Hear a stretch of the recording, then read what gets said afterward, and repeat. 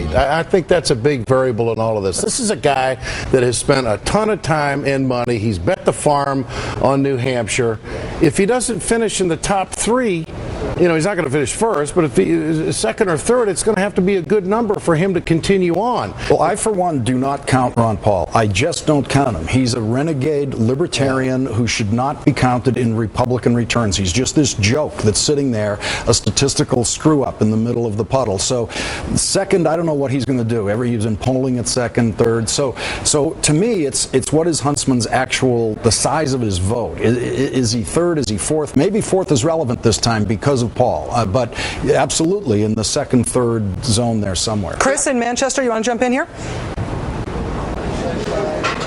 With Lawrence completely about his electability to anything ever again, but I do think there's something that's quantitative here.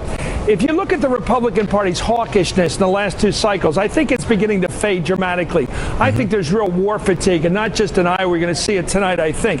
If you look at these numbers now in our exit polls, if you just, no, you don't even go to the exit polls. Just ask yourself, if you add up Ron Paul's number tonight, who's clearly anti-war, with Huntsman, who says, let's get the heck out of Afghanistan, and definitely let's not go to a trade war with China, you have perhaps up to 40-some or 45%, maybe I think up to 45% looking at it, who are basically saying enough of this W stuff, enough of this macho man hawkishness around the world. We have had it with wars. I think that's significant. I don't know if it'll continue down south, Rachel and Lawrence and the rest of you, but I do think if you get a sizable minority up here, almost half of the voters voting for anti-war candidates, that's a development, important one. I think that when we saw Ron Paul has been running for president for a very long time, I think that the Ron Paul voters were much less representative of the rest of the Republican electorate before this year. This year, I think that there is some competition for Ron Paul voters among the other candidates. You obviously disagree, but that's how I see it. I don't think if you took actual Republican voters out of the Ron Paul number and said these are the people who will reliably show up for the Republican nominee, it's probably half of them, and maybe less. But I discount Ron Paul for, I agree with Lawrence in discounting him for different reasons.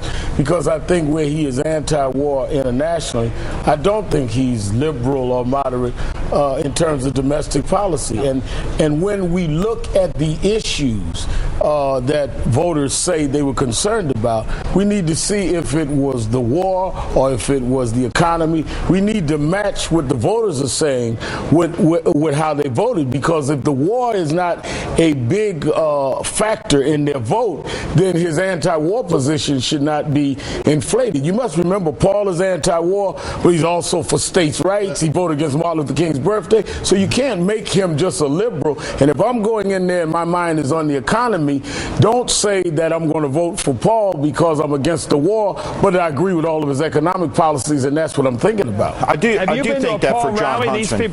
Sorry, Chris. If you go to a Paul rally, you see a lot of young people who are totally anti-war. They know why they're there. They don't like these wars. I mean, that's a prominent, perhaps overwhelming reason why they're with Ron Paul is because they hate these wars. It isn't just something they've overlooked, Reverend. This is their issue and why they're for Paul. They're socially liberal, fiscally responsible, and they don't want to go overseas to war. Where Ron Paul is growing, he got 18,000 votes the last time in New Hampshire 4 years ago. He's growing in the young demographic. He got a good number of young voters in Iowa. It looks like he's going to get a good number of young voters in New Hampshire. Sooner or later, the Republican Party should at least have a conversation with Mr. Paul about how are you getting all these young voters, because that is going to be important in the general. And how does a Republican strategist answer that question? I mean, how do you look at the Ron Paul voters? I think to a large degree what is animating Ron Paul voters is not reconcilable with whomever is going to be the Republican nominee. And I think you can't reconcile some of these positions. Going back to John Huntsman, I do think that tonight he needs to finish in second place or be very, very, very close to second, almost a virtual tie between third and second. He wants to go into South Carolina. What's important for these candidates, not named Mitt Romney, is for Mitt Romney to lose one of these first four contests. And they're looking for a Mitt Romney loss in South Carolina. So I think what you'll see John Huntsman do is spend his time on the coast in South Carolina, fast-growing Horry County, which is Myrtle Beach, Charleston, the Kiowa area. You have a lot of Northeast transplants from New York, New Jersey, Connecticut who have retired down there. And if he's able to pull down Mitt Romney's margins there, and you see the conservative base of the party reject Romney's candidacy in the western part of the state, and Romney has delivered his first loss on top of the mistakes he made this week, which I think are the first substantive arguments, right, that advance that he may not be as electable as we thought he is, right, that gives people motivation to keep the contest going down into the later winter, into the early spring. But looking further than South Carolina, no one's put the resources into Florida the way Romney has. Right. So, I mean, he's put out almost a $2 million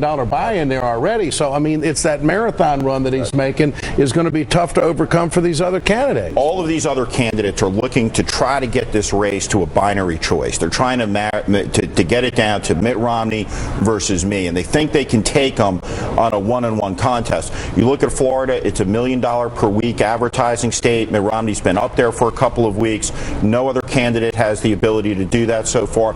But all of these candidates, for them, hope springs eternal. If they can narrow this down to a one-on-one contest between Romney, they believe the money will come, and they believe they'll be able to endure and maybe catch him in the later primaries. If Romney gets knocked down enough so it looks like there is a potential alternative to him, the money will flow like water to that other candidate. All right, coming up in the next half an hour, we're going to be hearing from Tim Pawlenty, former presidential candidate who got out early after the Ames, Iowa straw poll. He is now supporting Mitt Romney, plus former Homeland Security Secretary Tom Ridge, who is backing John Huntsman. That's on the way. MSNBC's coverage of the New Hampshire primary continues in just a moment.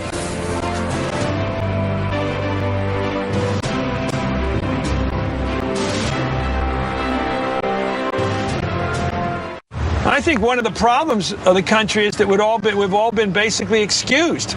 Go grab your tax cuts. Let somebody else fight in the army. Well, I sometimes think about